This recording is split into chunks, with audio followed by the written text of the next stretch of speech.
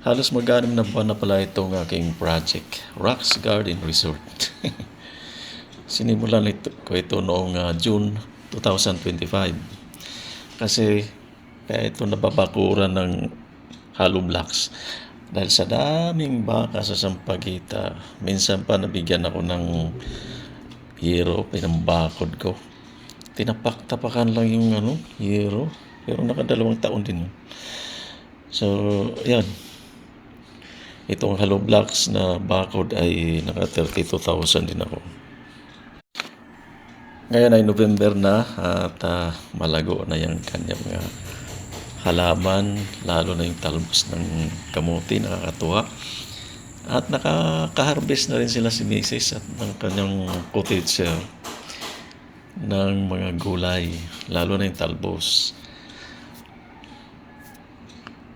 Dapat ngayong mag-anim na buwan na ay mayroon na dapat itong laman. Pero nung nanguwi ko ako ay nakakuha lang ako ng maliliit. Magsi 6 months na. Dapat 3 months lang ito, mayroon na siyang laman. May tinitik-tik ang kapitbahay.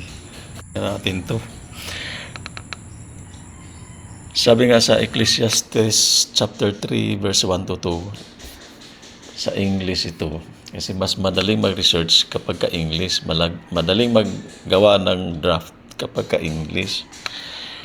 Kapag ka-Tagalog naman ay maghanap ka pa ng word ng Tagalog. Kaya pagka Bisaya lalo na, iisipin mo pa ng Bisaya nun. Although Bisaya naman ako, kaya lang parang nakukurap na yata. Hindi na ako makakompleto ng Bisaya. Hindi rin kompleto yung aking Tagalog. Hindi rin kompleto yung aking English. Kaya nangyari saksak, sinagol na lang. Basta maintindihan. Ecclesiastes chapter 3 verse 1 to 2. To everything there is a season, a time for every purpose under heaven, a time to be born and a time to die, a time to plant and a time to pluck what is planted. Sa ayon at sa gusto ay may hangganan ang buhay sa mundo. There is a season. Duman tayo ngayong season ng tagbagyo. Pero malapit nang darating yung tag-init. Dalawa lang naman tayo, dry season at wet season. Merong time na kung saan tayo ay nabubuhay at may time na tayo ay tatawagin ni Lord. Alam mo, ito sila ni Mrs. ay galing ito sa patay. Nagpagpag doon sa Sampaguita, doon sa taniman ko. Namitas. Pagkatapos doon,